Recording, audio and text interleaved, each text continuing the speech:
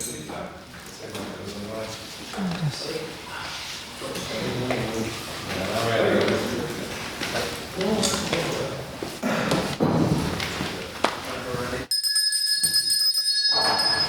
of the House, I welcome you to what is the 9th in our LitTalk series, the 177th session, in conversation with former Speaker of the NI Assembly, Mr. Alex Maskey. Alex Maskey's political career began in 1983 when he won a by-election for the Upper Fall seat on Belfast City Council. He became the first member of Sinn Féin to be elected to the council since the onset of the Troubles. Mr. Maskey was elected to the Northern Ireland Forum in 1996 for the Belfast West constituency and was a member of the Sinn Féin negotiating team in the talks that led to the signing of the 1998 Belfast Good Friday Agreement. Mr. Maskey was elected as a member of the Northern Ireland Assembly in 1998. During his time at the Assembly, he represented the constituencies of Belfast West and Belfast South. In 2002, he became the first ever Republican to serve as Lord Mayor of Belfast. Mr. Maskey was elected Speaker of the Northern Ireland Assembly following the New Decade New Approach Agreement in January 2020. While getting the Assembly re-established was his first challenge, he quickly had to focus on managing Assembly business amidst the COVID-19 pandemic. Mr. Maskey took particular pride in overseeing the establishment of the Youth Assembly in June 2020. Mr. Maskey had intended to step down as a member of the Assembly at the end of the mandate in 2022. However, following elections to a new Assembly in May 2022, the parties were unable to agree to elect a new Speaker. Mr. Maskey, therefore, remained in post as Speaker until political agreement was reached in February 2024. During this period, Mr. Maskey undertook several high-profile duties, including leading the condolences for the passing of Queen Elizabeth II in 2022, as well as overseeing events to mark the 25th anniversary of the Belfast Good Friday Agreement and attending the coronation of King Charles II, or the Third rather, in 2023. We are also joined by Mr. Luke Collins, who is a journalist for Student Newspaper of the Down, who will be convening the talk for this evening. But with that, I would like you to join me in welcoming Mr. Maskey to the podium to provide his opening remarks. Thank you. Thank you, Mr. President. Can't let me without anything to say. That little introduction. Look, I'm delighted to be here anyway, and in fairness to James, he was very persistent and I had to be here. But he did give me plenty of time, and there's a few things I wanted to sort out, and I had a bit of a pecking order. Kind of still haven't lost that organisational kind of schematic way of doing my work. But I had a few things to do anyway, and I wanted to kind of clear my mind because I wasn't sure what I was actually coming over to here. And I think the only thing we disagreed on was where we had a debate or where we had just to speak. So we'll have just to speak. And I'll do my best to keep my remarks to a brief as possibly they can, and then just open it up for questions. So, Daniel, at that point in time, you made a wee remarker about my first election in '83, being the first person in Belfast City Hall and from the start of Troubles. It's actually Dennis McCulloch was the last Sinn Féin councillor in City Hall at partition, and after partition, the Sinn Féin had withdrawn into different kind of politics and all the rest of that. So Dennis McCulloch was one of the key people who left, and who left obviously with the rest of the party colleagues at the time of partition. So it's just an interesting difference, and I think he's an interesting character. The kind of radicalism we would have had, he's more of a Labour kind of a representative than maybe others. Sinn Féin had been quite a mix of people around at that particular period. I was actually grown up in North Belfast, and I'm associated a long time now with West Belfast, but I actually was born and reared in North Belfast, in and around close to Sailortown. At that time, my family were mostly dock workers and Merchant Navy people. And we, as I say, we lived down in actually north of Queen Street, and I actually would say was literally the first two of our family, my sister Marion and myself, were born actually in a street called Lancaster Street, and that's been rebuilt since and still there. Actually, not my house, but the new Lancaster Street. And I remember my father actually, who was quite quiet in terms of all of the political developments and things were happening over the years. He was never one to tell you what to do, or he was very conscious about that. Probably knew if he told me what to do, he'd have to tell me else because it was done there. A normal young person, and your parents telling you what to do. So my father, as I said, I remember whenever part of the Good Friday Agreement talks went to Lancaster House, I remember my father was actually quite pleased with the fact that I remember him saying to me, it's not bad when we lad from Lancaster Street, they ended up representing this country in talks in Lancaster House in London, which is the British government's foreign affairs offices in Lancaster House. But I was born in 1952 and I left. I was kind of wanted to take this in a kind of chronology, if you like, in terms of time. And I kind of grew up, say, from 1952 to 1969, effectively in the area before I more or less moved. And was moved by sometimes not a choice of mine. But in fact, I think I finished the decade with my mind made up as to what was actually required to solve the problem, and it involved ending the partition and reunifying the country as a whole in totality. But doing that in a way which was, where we moved house from Lancaster Street, which was, I suppose we would call it the Catholic area then. We moved up to beside the New Laws Road in the late 60s. And that was a standard 2-bedroom parlour house, and we were quite obviously pleased with that. That was a good move. Difficulty with it for a while was that, and I mean this in its totality, the difficulty was that it was a mix, what was called a mixed area. A wee bit like the way in which the US had gone whenever the black people moved in, they started moving in the areas, and some people going there goes a neighbourhood. When you moved in the mixed area, in that area, you weren't always made entirely welcome. And we ended up having an experience or even a family that had a son and a daughter my age and my sister's age, and we were the friends for all year round until you got to July. So July was a no-no. So you had no friends in the street from 2 weeks in July, really, at the end of the day. And that's just the way it was. I remember my mother,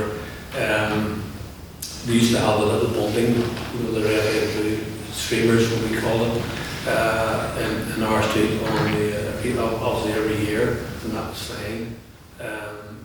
We lived just opposite where Gallagher's, which is a cigarette factory, would be very, very high number of people working in there. And what we had noticed when we had moved into that street the first year, there was a huge banner of the Queen across the street on the North Queen Street, and that was a treasure thing for most of the community, I have to say, in fairness. But when we moved in, we were only the third Catholic family moved into the street, and we then became a bit of a figure of focus. I remember the first year we were the lads came and I started putting the Queen banner up at our house, and I remember my mother getting out and saying, when I bought this house, I knew where you all come from, and I give you all the respect in the world that you're entitled to have, but you're not going to single me out, because that's what you're doing. You're singling me out with that big banner. Put that banner back down at the bottom of the street, which is where it has always been. Put the banner, the normal streamer on my house. That's not a problem. I come in here knowing the layout of the community and all the rest of that. But I remember that didn't work. They ended up just basically intimidating the family until they got their banner up on that particular year.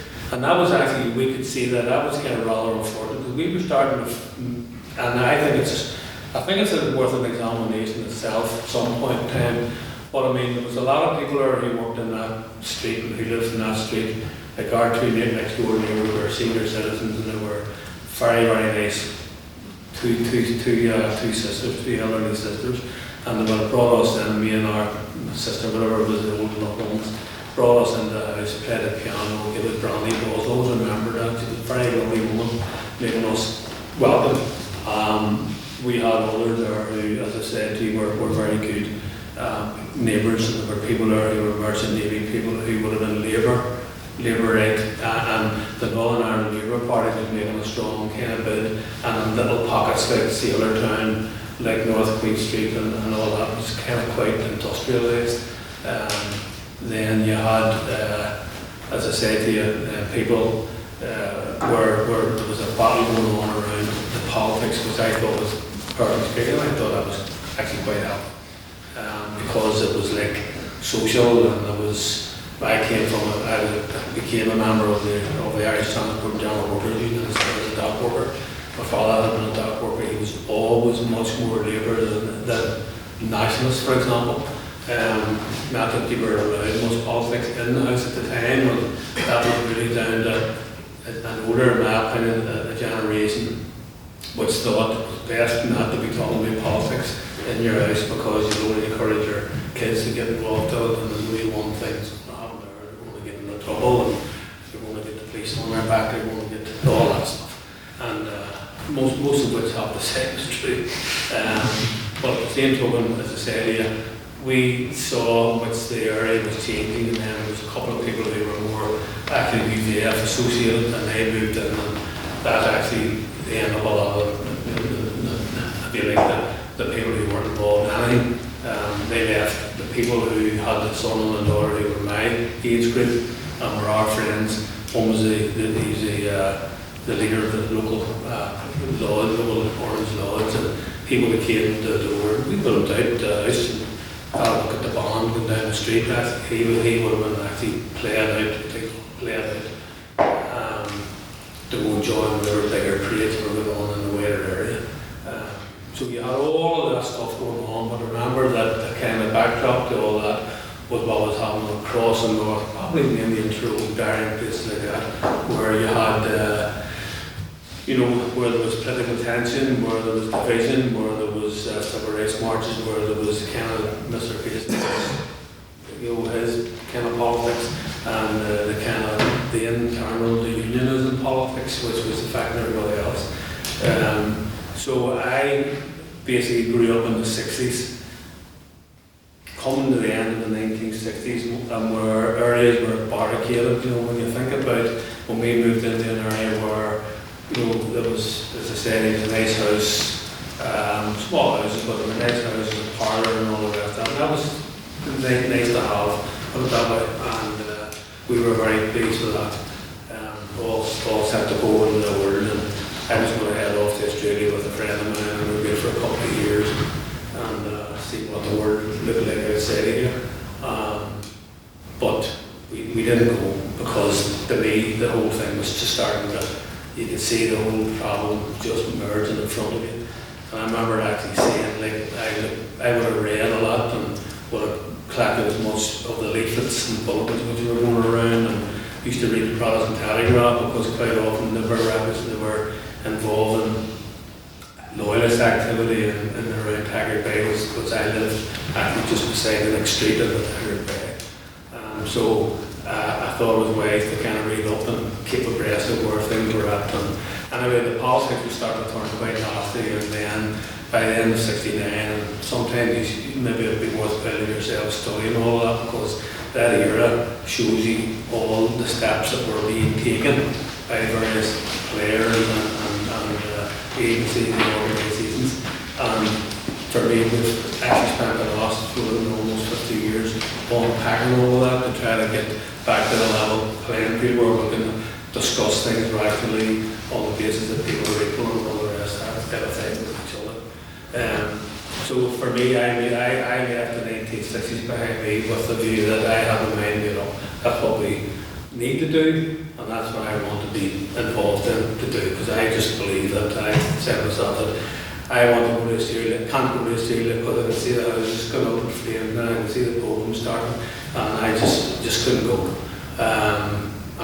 For me, it was a kind of a lost opportunity. But saying that, you make your mind up and you make your decisions and you learn to live with them, and I'm happy enough with that.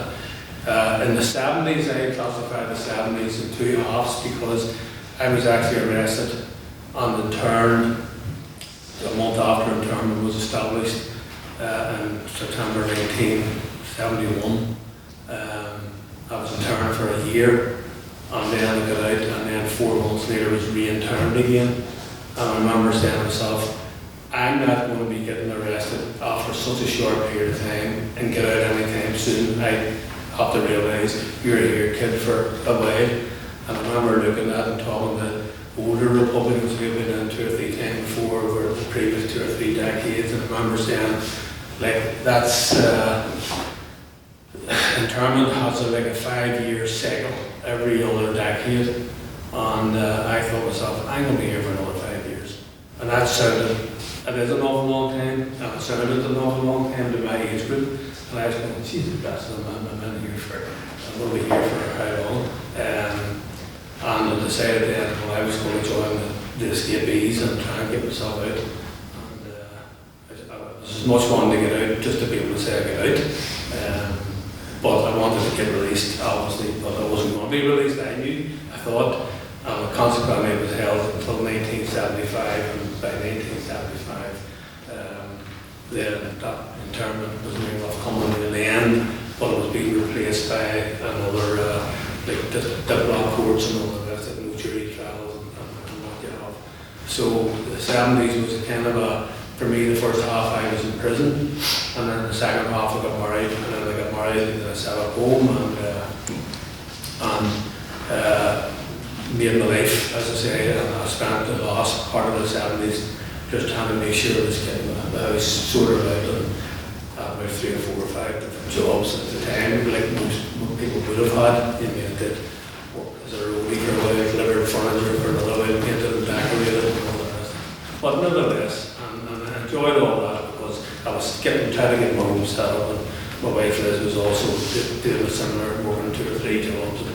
With 2 children, so with 2 sons and with 6 grandkids, and we're very happy. We're very, very lucky that we're all still here. We've all come through the conflict, notwithstanding the difficulties that there were. So for me, anyway, the 70s was the era of the prisons. By the end of the 70s, start of the 80s, I mean, the prisoner campaign became a big focal point within broader republicanism, because we had the blanket protest going on in the jails and so on. And in early 1980, I think it might have been 1980, we actually formed the Hate Block and Andy-Armagh, or rather Andy-Hate Block and Armagh Women's Prison campaign, and I became the chairperson of that for Belfast in 1980. And then between 1980 and 1982, you had hunger strikes, you had the death of Bobby Sands and a lot of other people on the streets as a consequence of all of that. So for me, as I say, the 80s, and I, if you had asked me in 1980, 1979, 1978, would I ever run for elected office, I would have laughed at me, just because I was just I was almost hostile to the concept of Republicans coming into the elections and taking seats and all the rest of it, because I thought there was a lot of obstacles in the way of all that and negatives associated with it as well. But nevertheless, anyway, I started in the 1980s with a view clearly in my mind that there was a Republican debate going on, and I have to say, Bobby Sands' election when he got elected as an MP from Massachusetts, when he got elected, he passed away, then for me, it took away all of the kind of, I'm just kind of fast going through this, but it kind of, that passed, and with a lot of debate, a lot of discussion, but nevertheless, in 1982, there was an assembly election for the British government and Establishment Assembly, and we believe that had we have sat out of that and didn't get involved in any one way or another, then we would end up with an assembly which was what we called an internal settlement, would have been internal, so it was given the nature of that particular assembly.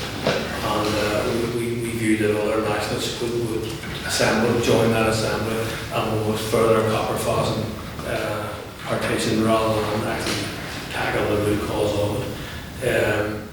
In 1982 then there was an assembly election called, and we did our homework in West Belfast, and we thought that we could get 2 seats, but we weren't sure. And what we did then was strategically then we sought to elect Gary Adams. And similarly we did the same thing with Warren Carn, who was the election representative for Baldy Sands, and he stood in for Monastery Throne. I think we got 5 seats, but we were very concerned not to let that election go by us without trying to put republicanism in the front seat, if you like, in the broader community by running, and then assembly get a number of people elected. And that's what we did. I mean, I fell short by 240 votes of taking a second seat. But we did our homework and thought, well, okay, we did our canvassing, and then we thought we worked out on our tallies that we can get Jerry Allen elected. We're going to get about 10,000. We calculated 10,000 votes, and that's exactly what we got. Funny enough, a friend of mine is now dead, got over. Tice Holmes, a councillor. She actually did our tallies, she did the canvassing, and calculated that into, is there a seat in that, or is there 2 seats in that? We thought there was 2 seats in them, and that's why we ran Jerry on myself. But we didn't give myself any number 1 votes on the hustings, because we wanted to make sure we got, no matter what, Jerry Allen had to be elected, end off, as far as we were concerned. And the same thing applied for the big Owen Carn elsewhere. And so that's what we did then. And we ended up with 10,000 votes in total, and Jerry got elected. As I say, I just fell short by 240 votes. But as I say, it didn't fuss me, because we were not taking our seats in that assembly, and that was a comfortable position to be in a way. But what happened then the following year, then we had another election. An election came up in 1983 for Westminster, and we ran Jerry Allen, and then we had a by-election in the same month, June 1983, and we had to pick as candidate, and I was selected as a candidate. As I said, that was as much a shock to me at the time, given my thoughts on elections and all the rest of it. But it was very much about the programme, because Bobby Long's acting in a way, once Bobby got elected, that for me, saw the light anyway, for me anyway, changed my mind on that. And actual fact, how that happened, I was actually in Galway on the day of the election, and I was actually down the hatch of a ship as a member of the trade union, trying to lobby for a half-day strike. The workers in Galway are to a number of cities in the country. And I remember coming home that night at 8, driving home about 11 o'clock or maybe 12 o'clock, maybe midnight. Driving home because I did all the reading when I was in Galway. And I got back that night, I was coming along 3 and I still could see all that cavalcade coming in front of me, and the lights were all flooding and horn were going and flags were in the vehicles, and I knew then Bobby Sands got elected. I was saying, why are you not in Vermont of the day? You should have been there, part of that. But it turned out anyway, I went down for the by-election, and I went down and stayed in Enniskillen for a couple of weeks and made my contribution anyway, made over it. So that's how, as I said to you, and my plan for me was that I would take a council seat if I got elected. In that by-election in 1983, and my job was theoretically to be preparing the ground within the council and within the party for the 1985 council elections, whenever we would contest all the council seats. And my role was to go in there, because we calculated that we're so far kind of out of the running in the City Hall, and getting 1 seat out of 51 you weren't going to do that much with it. In actual fact, you consider a lot of things happened from that first day on in terms of Sinn Féin participating in the council. And as I said, it just happened to fall to myself to be the candidate in there. the councillor in there, and literally, I remember going to the chief executive of the day, Cecil Walker, Cecil Ward, and I remember Cecil, and actually there's a council building in his name, down just behind Lanyon Hall Street, behind City Hall, and he was that powerful of a civil servant that he got that building named after him, which was an interesting little twist. But I went down to see it. My job was I had to get elected, get the seat, and then go and take the seat, and then talk to the chief executive, who was then called the town clerk, with a view then to working out, well, how do you perform your duties in here? What do you do? What's your responsibility? Who do you go to if you need any assistance or whatever else? And I remember Cecil saying to me, he says, well, he says, before you go any further,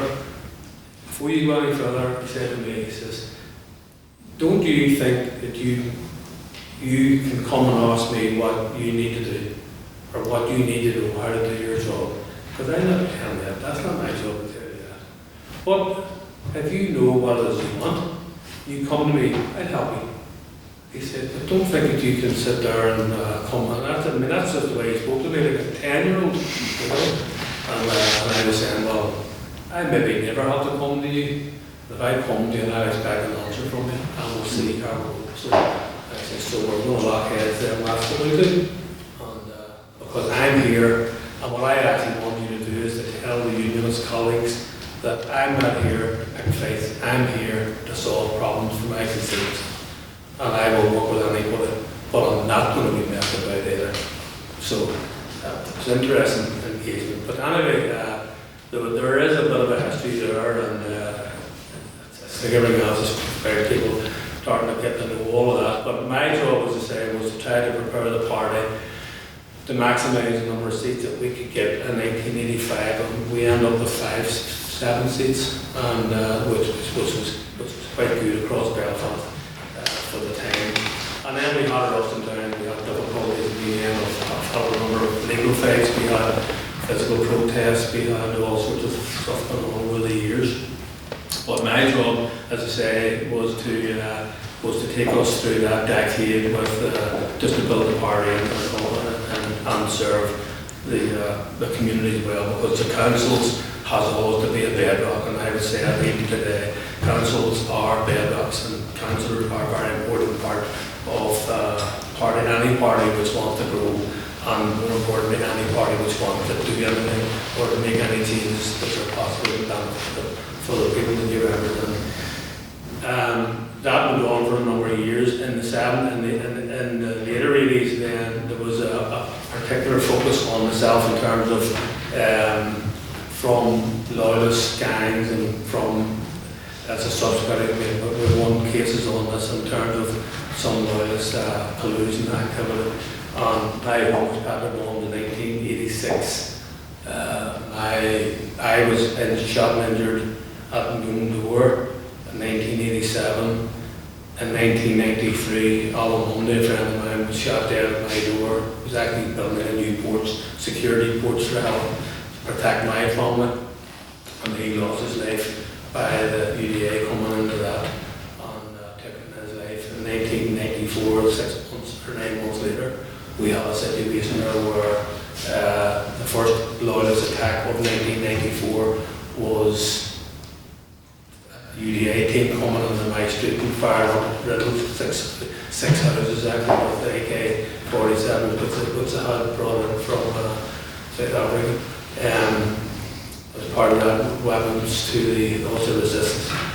So that was the nature of life for me, and my family. Lucky enough, we come through that, and any were injured, and we lost Alan Munday, of course, which is just shocking. But that happened, and to this day, I would be very, very grateful that I'm standing here and I'm still able to talk about it. And, walk about, and I hope that it has never embittered me, because that's not going to solve anybody's problems, that's for sure. So that actually went on for a number of years, and I do think that part of the motivation for some of that loyalist focus was the fact that I was the leading front person with the party in the City Hall, because City Hall was a constant platform. And people don't see that probably nowadays as much as they did a year ago, because they look at the Assembly every day on the TV. City Hall would have been what was in the TV all the time, because there really was no Assembly, if you know what I mean. So only until an Assembly was formed as part of the Good Friday Agreement did the focus shift publicly from the City Hall to the Assembly.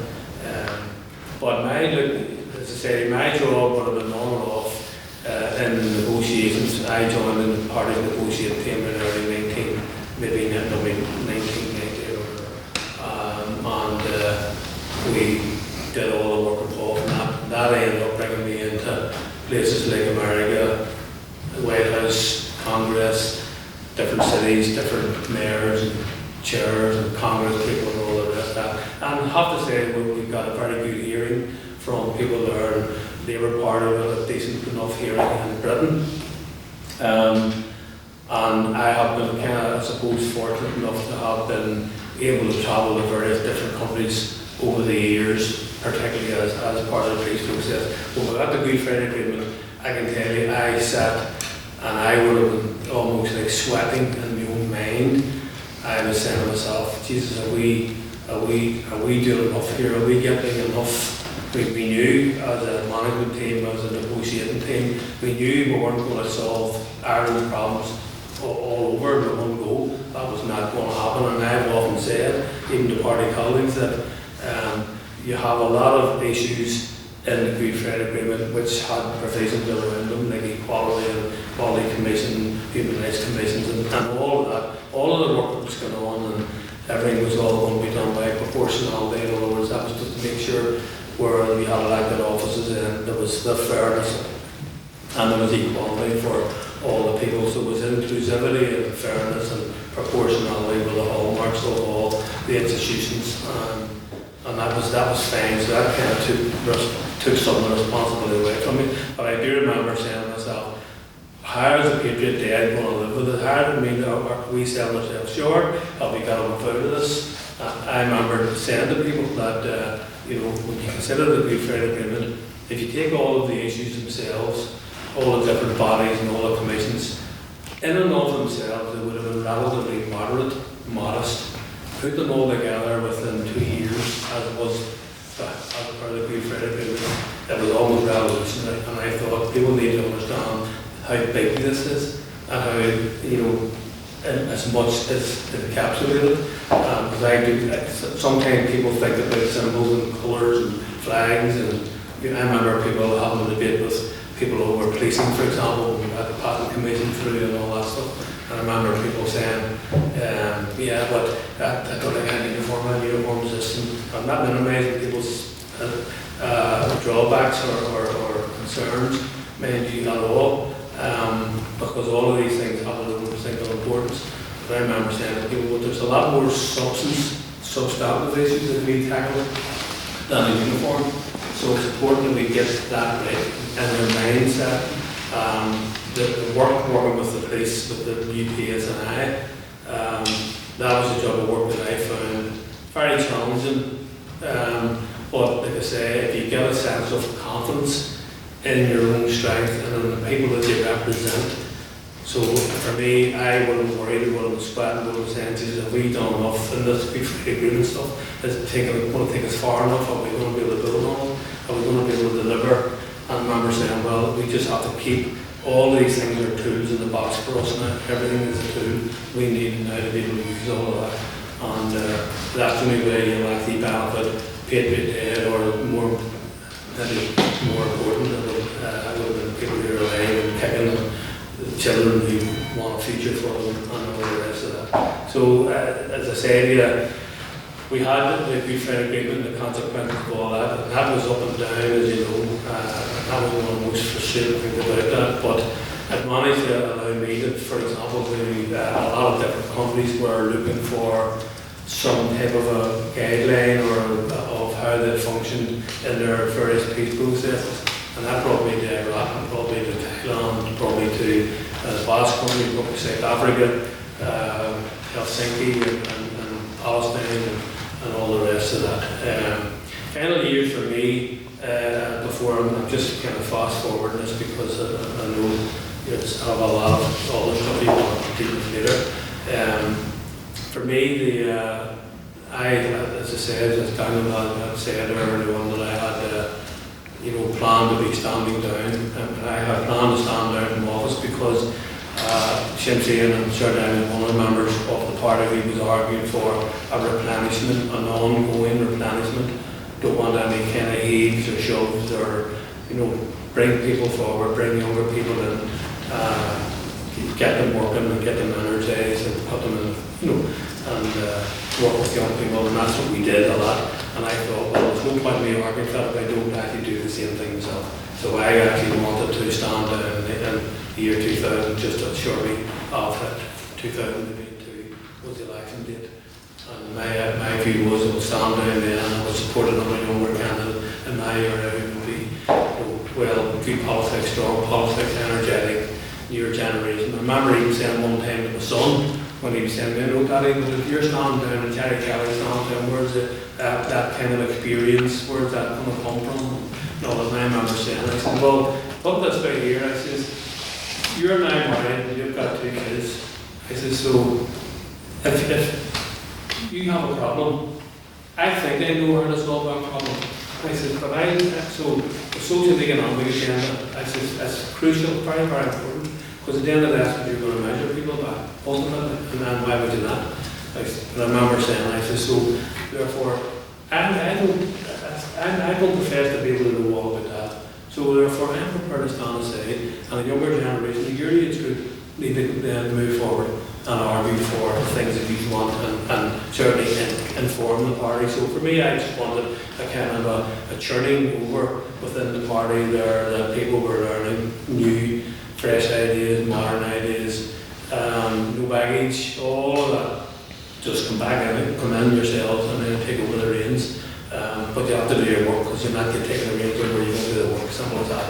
And I think yourself was saying about the RDH last week was very positive, a good buzz about the place. And that's because of the younger generation there. They have energy and have drive and they're pushing. And we'll see how that all goes in the next couple of years. Because in a couple of years' time, they'll all be out closing it out also well. So that's life, that's the way it goes. So, as I said, I had a very good look over the years that I was able to have even within the broader unionism. I was able to kind of make arrangements and associations with all the parties and all the politicians at a time whenever things were very challenging and very difficult. And for me, as I said, I relished the opportunity to be able to work with people on a constructive basis. And the last couple of years within the Assembly, hope down that road as a speaker in Concordia, I still feel very grateful because all of the parties were very strong in their commendation of myself, and I just was very honoured to have that, that we were able to strike a working relationship. But that was done by working with the parties and all the parties working with me.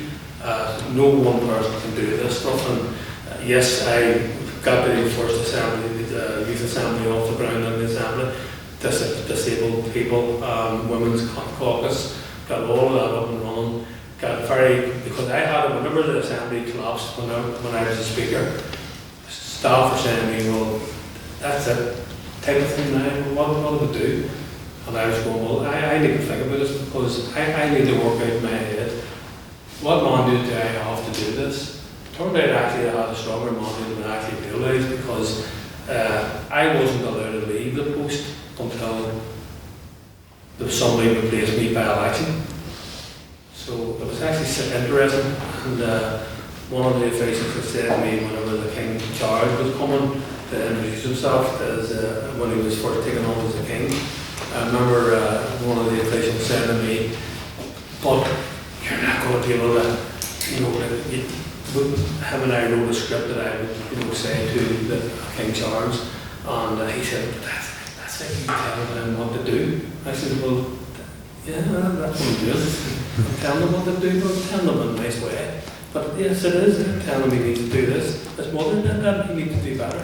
So, and I remember saying to Robin, with the Kennedy advisor, and say, Robin said, what mandate do we have? I says, well, by law, I can't be replaced until there's somebody that votes, is brought in to vote. I said, so the NIO were stuck with me and the Royal Household, they're stuck with me. So if I don't turn up, there's nobody to welcome the King coming here.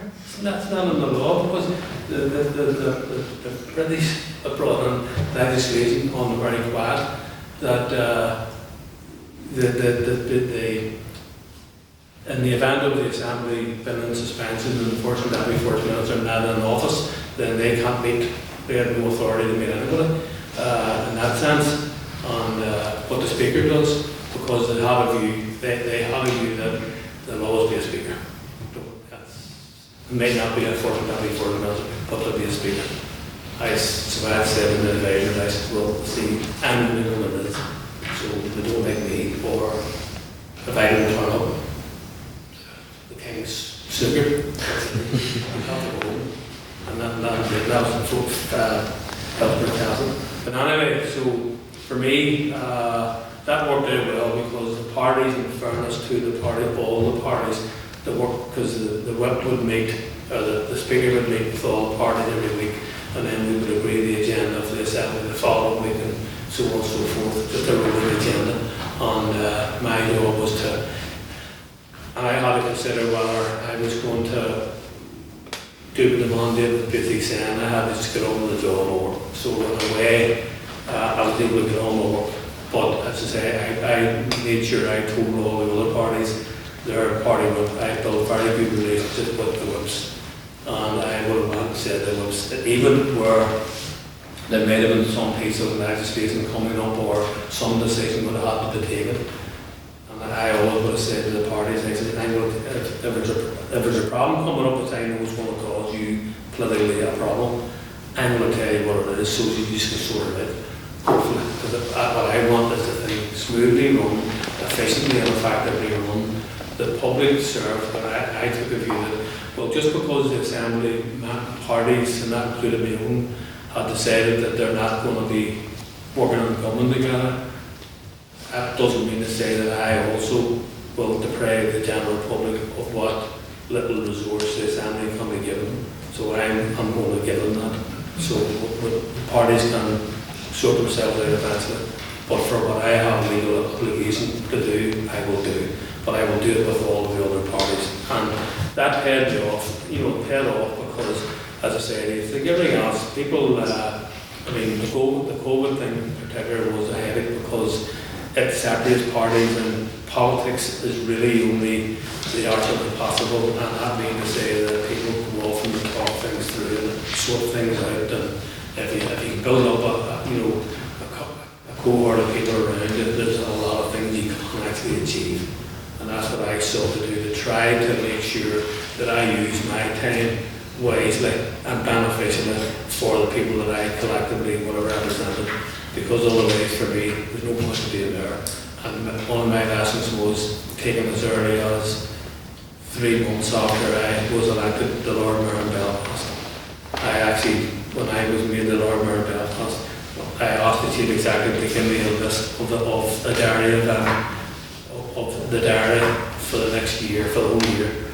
And then I looked at, had read ceremonies for remembrance and for the song, bottle and all the rest of it. And I remember saying to Gary Allen, Martin McGuinness and Miss McLaughlin, party chair, I remember saying to them three, I need you to look at this because I now have an engagement coming up which involves normally a read ceremony and all the rest of it. I says, and what I'm telling you is now, if I don't do anything, if I don't take an initiative around that song, and that was in 2001 or 2002, I said, if I don't take any initiative around this, I will spend the rest of the year on a Republican white charger up and down the Falls Road, nobody else talking to me, because I've let them all off the hook, or put them all off me forever.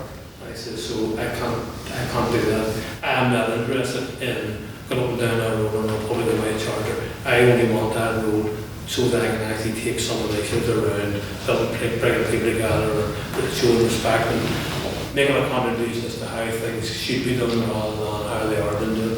And remember that got very, very strong support from those three individuals that I mentioned, and set about within a couple of weeks, reached an agreement within the party as to what it would do. Having spoken to a couple of the unionist councillors in the City Hall to kind of get what sensitivity and they need to address without even realising it, and that's the way it works. So I learned from very, very early on that if you want to do anything useful in politics, you have to work with other parties, and you have to work with people you may not like, and you have to work with people you certainly don't agree with. But see, if you don't work with those people, then you're wasting your time, and I wouldn't be wasting your time. And I have to say, I took it for granted at that point in time that if my life was going to be of any use, it had to be about doing the right thing in terms of the main role that I was involved in my life. And that was the elected representatives for what ended up 42 years. Thanks very much.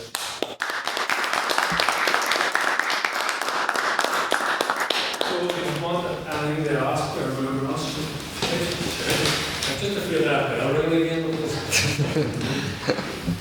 So I'll go question there. First of all, excellent speech, Mr. Maskey. So I just want to go back to one thing you mentioned in your speech, which is saying about all the different difficulties you faced over you were growing up anyway, and about moments that stood out to you, such as the 1982 election, and particularly the election of Bobby Sands, obviously the MP for South Tyrone.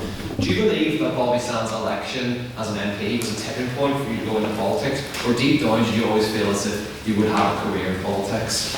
No, I never thought of my work as a career at all, and I never thought, as I said to you, I never thought I'd be elected. I was opposed, really, to Sinn Féin taking an electoral strategy on board. I didn't think we were ready for that. I wasn't sure and all of this.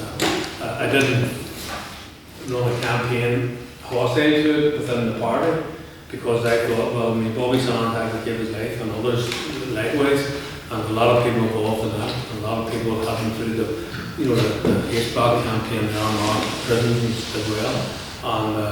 And I thought, no, I need to do something. So I don't have an answer, an alternative to that when I told the program. So I went with the program, insofar as that's what people were advocating to do, people who had gone through an awful lot. And I thought, well, see, unless I have a credible alternative to that, there's something there that it doesn't work, we'll change it, if you know what I mean. So it's about having confidence in the people where you're at as well. But I have to say that a lot of people are who, and at different times, and even the Good Friday agreement, but in the early days, you got people sometimes who maybe didn't want to vote and didn't want to take part in elections, just for the same reasons as me. But for most of that actually changed, I feel like. So most of the people are who didn't like our strategy going with the Good Friday agreement, for example, and whatever else. We would take for granted, and I think people take for granted the public just wrong, in a silly way. Because even in terms of the royal family, I didn't ring or contact anybody in my party when I was preparing the script and the programme for Meeting the King, for example. I didn't engage anybody in that. Robin Ramsey, the chief advisor to the commission, to the speaker, had been in there for 10 years or whatever else. And I sat down and worked out what we would say, how we would say it, and all the rest of that. And I made a point, I said, I'm not going to ask the party members to do that, because the party members will not be able to defend me. They might say, oh, he was right or whatever else. But as I said to you, I was in that role. I had to take that decision.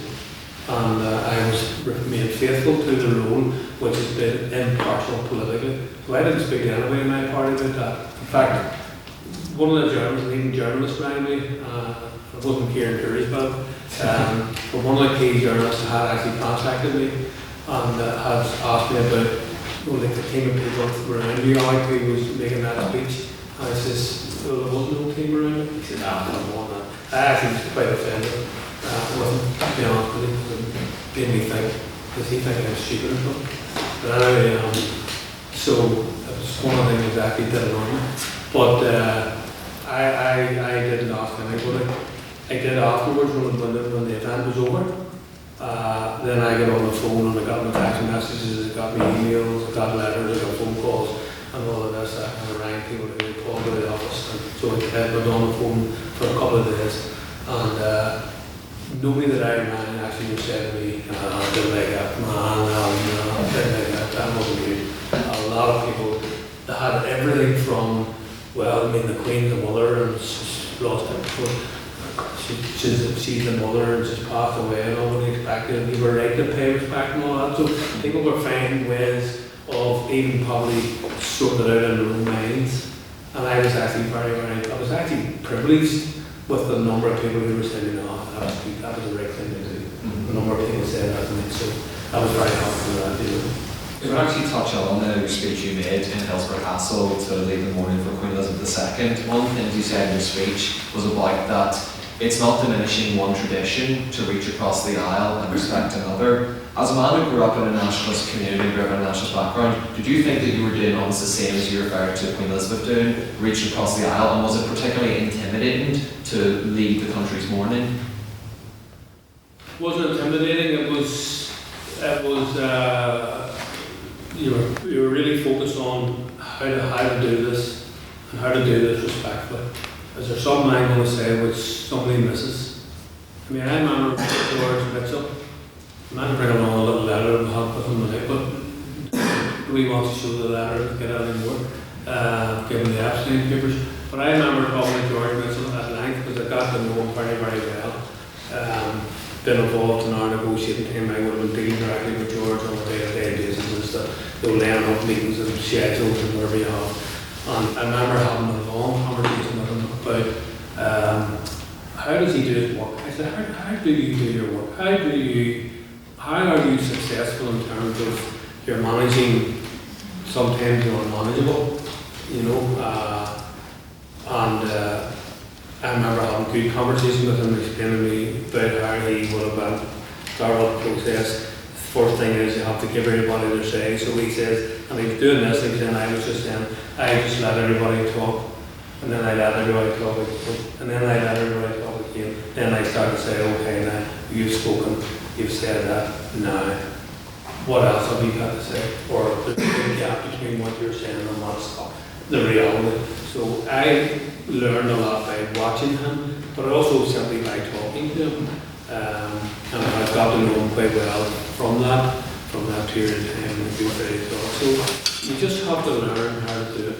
But for me, as I said, I wanted to make sure that he didn't leave anything out, because I remember one or two of the Belfast councillors, they wanted to name them because it would probably flag off. Pardon me if somebody went and said that, even now. And I had a couple of sounding boards within the council that I called them.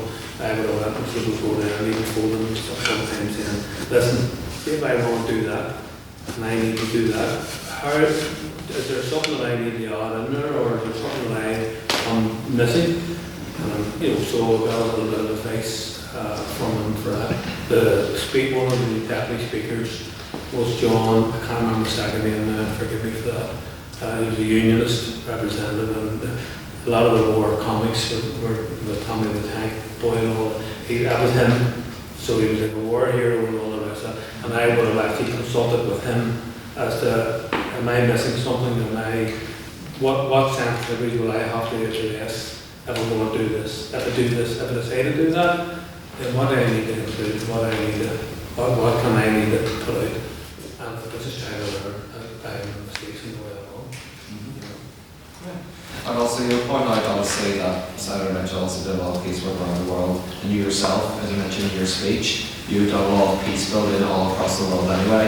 One part you highlight I'd like to focus on is your work in the Basque Country, and this is around 2006, when there was negotiations between the Spanish government and ETA, who are the Basque nationalist group, and obviously you were involved in the peace process there. So I just wanted to ask, what difficulties did you face negotiating a peace in a country that you don't live in? Well, we were always very, very conscious, because I've seen people over the years who joined different agencies, became peaceniks over the years, and some of them have been doing very good work and trying their best. But also, I actually think, my party's view was that anything that we're involved in, we will never tell them what they should be doing, because they have to make their own decisions. But making peace is not easy. What we did decide that what we would do, we would tell those organisations what we did when we were faced with a similar problem.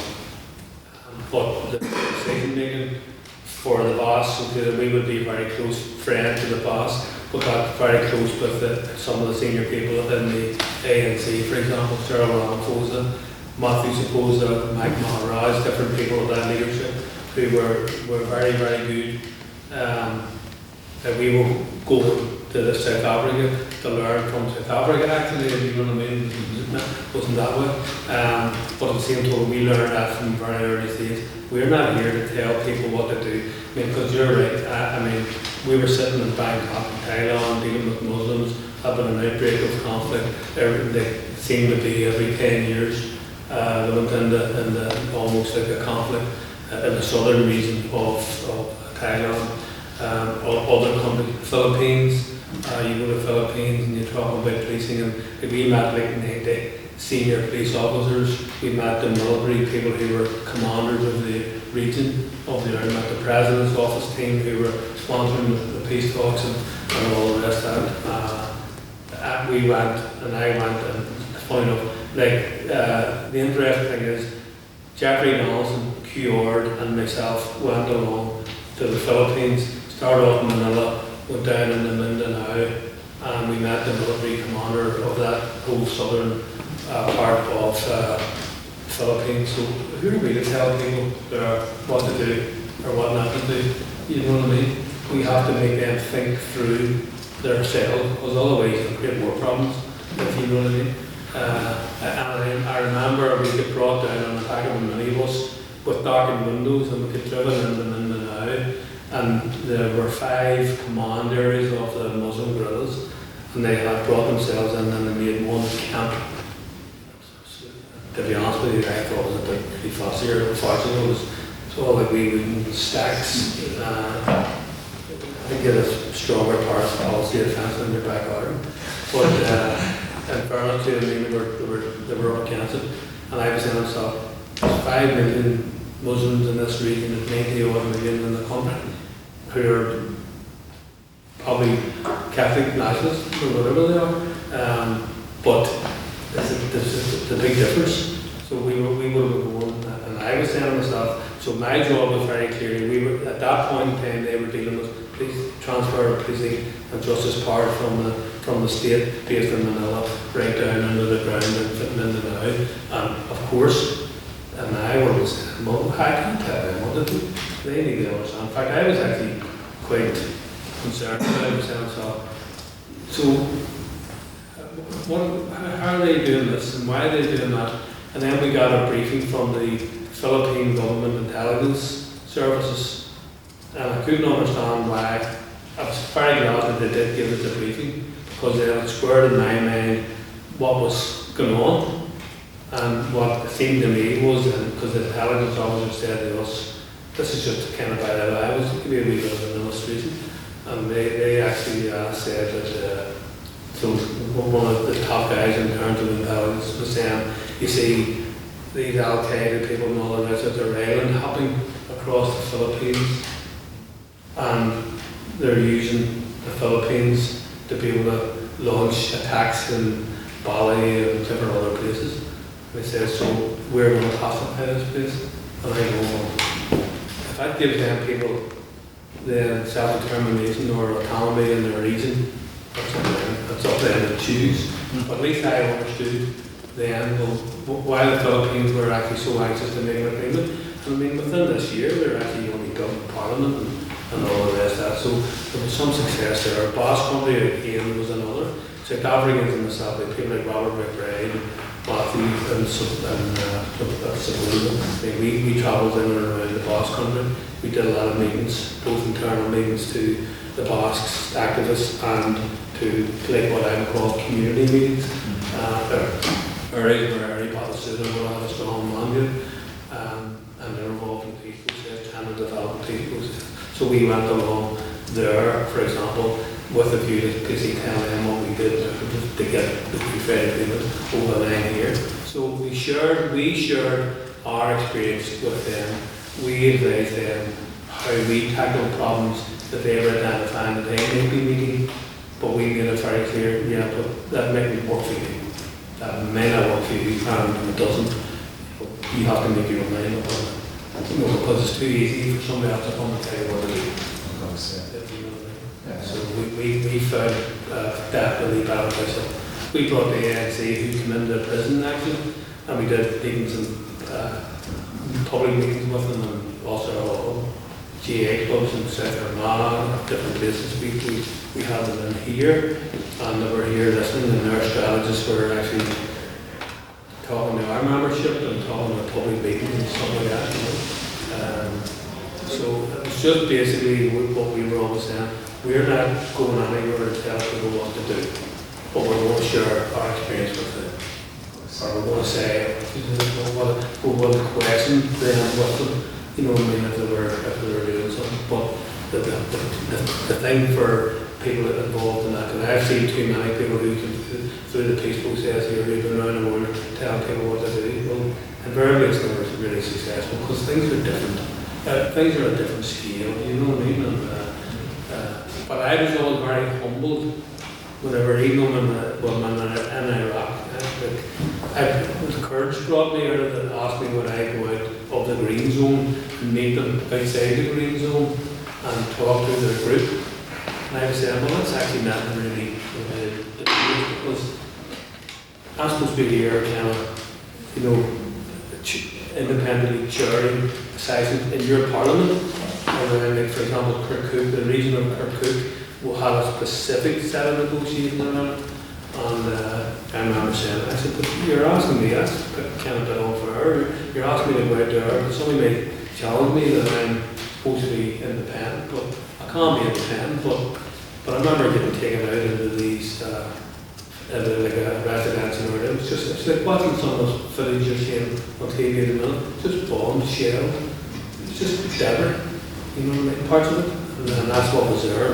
But we went down there, and we ended up on the flat, in this block of flats, which half of which was just disappeared. We were mad, you know. But we went down there. John Allardyce was in those talks as well. So I think we're just conscious of time. We might do questions from the audience. If that's fine. I'm sure that's no problem for them. No problem at all. Would anyone like to ask me questions? Yes, Owen. So, which body did you find easier to navigate as in terms of attempting to achieve Republican policy aims? Do you think it was easier to do so in City Hall or within Stormont? City Hall was kind of quite crude in the early days because you had fisticuffs in the chamber, you had horns blowing at you, had the horns and things of that nature. You were barred, blocked from taking your seat in the committee room, for example. One time we discovered that they had all the meetings were laid out for the month in advance, all in the relevant room, committee rooms. And what we discovered then was whenever we turned up for the meeting, then the meeting was sent to somewhere else. But we weren't told where they went. So we were then up all around the bloody building trying to find out where they are. And where's the main committee here? We just put the doors in, to be honest with you. A couple of times we really did. So sometimes the council was just crude like that, if you know what I mean. It was, and in a way then the unionist parties discovered that we have even the council chamber, you'll see the dais where the mayor sits and the chief executive and that, the deputy mayor sits, and you see the dais there where that's it. And they discovered that the law governing the legitimacy of the council meeting and everything was said and all the rest of that stopped. The boundary was the dais of seats for the mayor and all the rest of that. But behind that, beside that and behind that, you could can have a circus going on. Well, actually, maybe there was a circus going on quite a few times. So there was no law governing what happened in the back of the seat. So for a while, the union started to congregate in there and just talk loud and shout and slobber and do whatever they did, just to disrupt everything. I remember one time, Nigel Dodds, actually when he was in mayor, he started reading the Belfast Telegram. I remember him actually sitting in one of the meetings, just sitting like that and there, and we were on, the mayor, and taking the notes on. And I remember one time, they did that, and we had a week, so we decided that I would sort of argue with the mayor of the day, and Eric Smith was the mayor of the day at the time, and the DP councillor. And but I remember Eric he was under kind of strict instructions by his own party group to do that, call the Shinners to speak. You know what I mean? But what actually happened was the way it was done, if you indicated you wanted to speak, then the town clerk or the chief executive was in, took the names down. So they had a list of names. So they had the piece of paper with all the names down, but the mayor was missing, bypassing all of the Shinners. And so what we decided to do was we needed, the lawyer was saying to us, need to get that piece of paper. Because that piece of paper is the evidence which actually tells you how they're running the meeting. And that shows you how they're excluding. Because the only thing on the record was actually, there's no Hansard in City Hall, there's no report of the whole meeting. But actually, it gave you a list of who was speaking. And so we needed to get that piece of paper. So the plan was that I would go and sort of partially seemingly demonstrating with the mayor and telling off and giving him whatever else, a bit of abuse.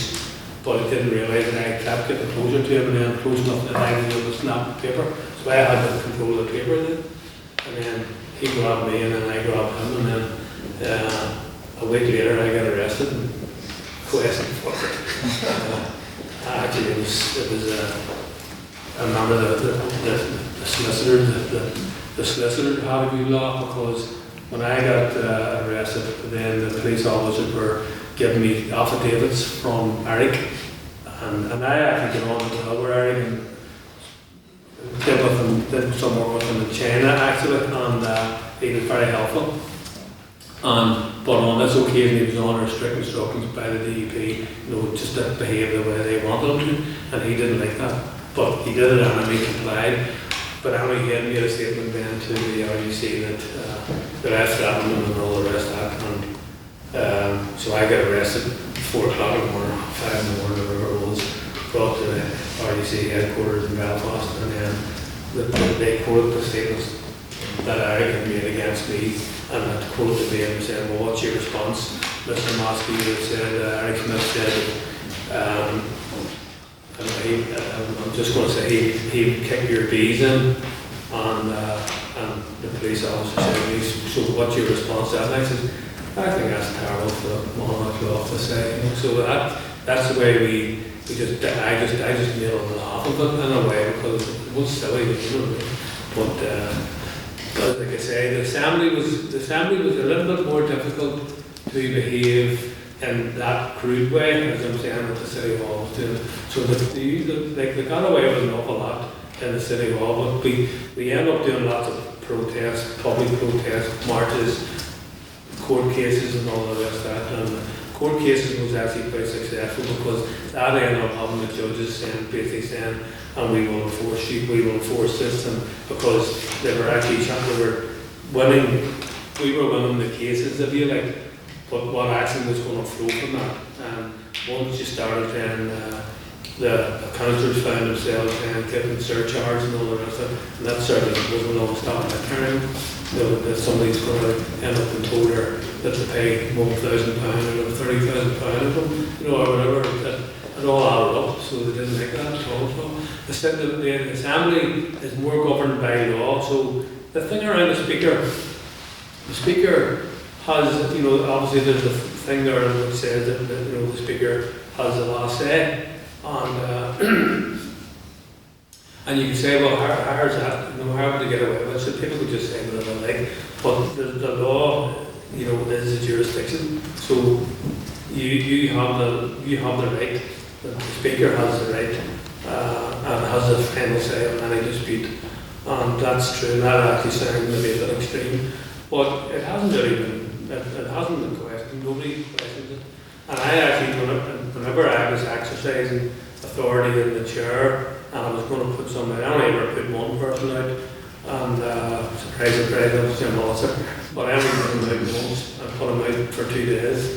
And I actually said, don't keep it going, Jim, because I can plan another day, and we're making my day here. So, and I have to say that he whenever I put him out, and then I sent him a letter, and I sent all the other whips of the parties again. I actually was thinking of doing it as a joke, letters from lockdown, because when lockdown was on for the COVID, I was actually, you were engaging this, because I would have waited on, say if I wanted to see a party whip or somebody in the corridor, and basically saying, I've sent your party colleague, Joe Bloggs, a letter, and putting them out the next time he opens his mouth. Now, you need to go and have a word with him. So, seeing me doing that, giving the parties notice that I was going to chastise their colleague, all the parties worked with me, and not one of them parties actually took an issue with me, because they were saying, well, I have to say, you do be very fair, and yes, when you take an action, that's because it's unchallengeable. And so, it was easier, but you had to win the favour, and when I say win the favour, you had to be respectful to the whips, as you should be. And see when you do your job right, when you go to the rule book, when you go to the basics, you're not far wrong, if you know what I mean. So the council was more crude. Once we got our act together and we got enough numbers to vote and all the rest of that, then we were able to kind of stop the DUP and them was in their tracks, really. Because it's always been the DUP. UUP in City Hall were never, when I went into City Hall at the start, I think the DUP, the Ulster Unions had like 14 members, DUP had 7. Years later, they had like 14, 15 members, 16 members. They just outpolled the Ulster Unions, who were never as kind of tough and ignorant and crude as they were, like, to be honest with you. Any more questions? Yes, thank you very much. Alex referring to LitTalk. The only question I probably have is, obviously you spent a long time in the Assembly, elected in the first batch in 1998. But would there be anyone, particularly from the unionist side, that you say you'd have a lot of respect for, someone you think you somewhat admire, perhaps? Or at least respect? Well, that would apply to me. I found that people like that in all the parts. So, I mean, I was lucky. I mean, the team of people who, for example, the whips, because that's an obvious thing, actually the team of whips. In the City Hall, we actually were able to reduce it down to party leaders, so we formed a party leaders group in the City Hall. And that would have meant sometimes that the party representatives found a bit of a challenge themselves. So something you have to work with them is to see how can you sell that to your party group. Sometimes things are done on the basis that you need to get other ones to raise something, or you need some cover, if you know what I mean. Is that if you're going to do that, you need a bit of cover. So I would say that I remember whenever, like Mike Nesbitt, for example, took on the leadership of the Ulster Unionist Party the first time. He took it on twice. He took it on the first time. And I remember saying to Mike, I said, Mike, can I have a yarn with you? Later on, because I was on the teacher and he said that. And I never found him to be abusive of his position once in the chair of the committee. And Peter Robinson and Martin McGuinness was the deputy first minister, and Peter Robinson was intent on that given. So they make this the chair of the executive committee and of the assembly. So that was a meeting with first your relevant ministers would be involved with. And I remember, as I say, watching Mick, they took on that role as he was the chair of that executive consultative committee. And I remember saying to Martin, listen, because because Jimmy Spratt, who's former DDP member, was on that committee, who worked with me very closely in Thailand, for example. Jimmy Spratt was interesting because he had been the he had been the main driver for the REC Chief Constable for many, many years. He led the Police Federation for a number of years. Jimmy was like I thought he'd been out a trade union rep and would have been banging the table when QR was in, and I remember saying to him a couple of times to him, "You're banging the table with QR to bang the table, you bang your head with it, you know, so keep it on. You're not getting anything from him, you know,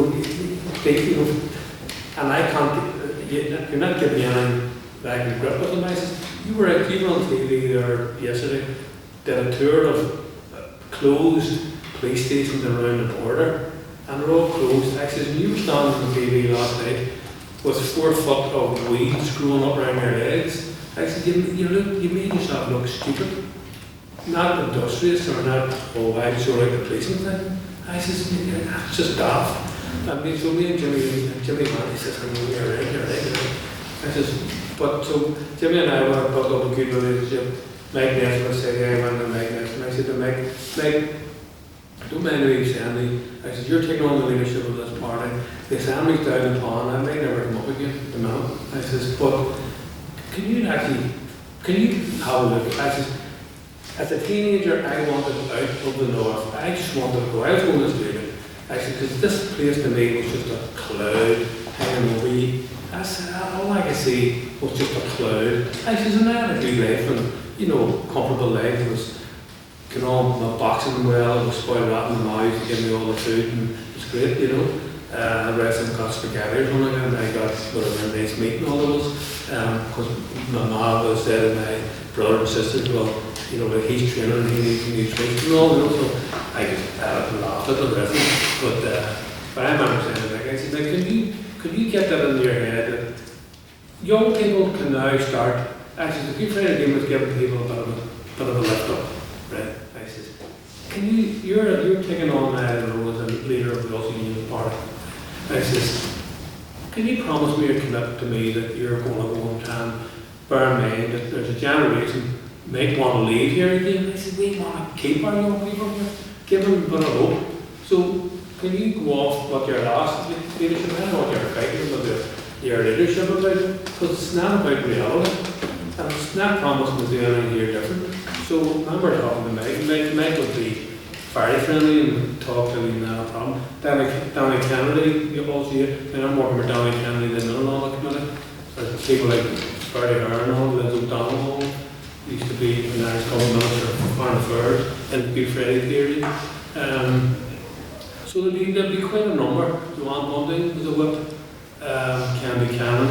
I could name quite a few of them that I would have had good working relationship with. But it takes two to tango, if you know what I mean. Sure. That's the way I look at it. So. Do we have any more questions? Anyone else like to ask anything else?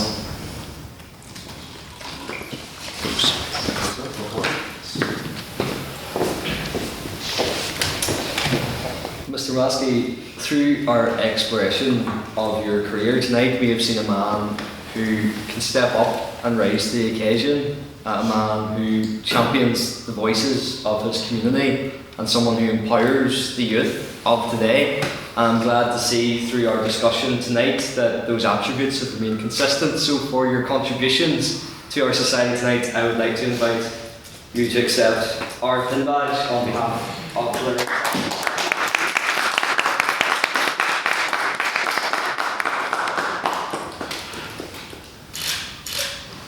Thank you. Just as a reflection on the LitTalk series, the LitTalk series is something that was created in fairly recent memory in our society's past, designed to engage with prominent figures through a range of fields and encourage students across campus to get involved with discussion and discourse. This is a nod to our society's great past and the members that we have had who have shaped the civic life of Northern Ireland and had an impact across the world, but also serves as an inspiration to our current members to become those figures of the future. First of all, I'd like to thank you all for getting involved in our LitTalks throughout this year and being a part of that discussion and being inspired and being encouraged. I'd also like to thank our events officer, Mr. James Turish, who's been involved in setting a record 9 LitTalks this year.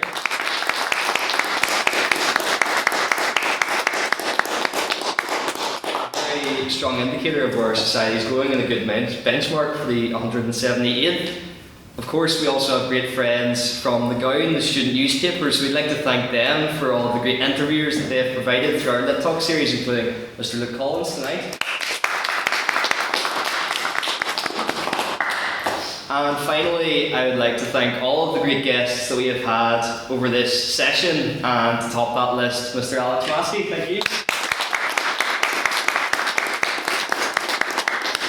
And with that, I am pleased to call the LitTalk series of the 177th session adjourned. I'm going to make one wee point. Yes. It's sort of a laugh.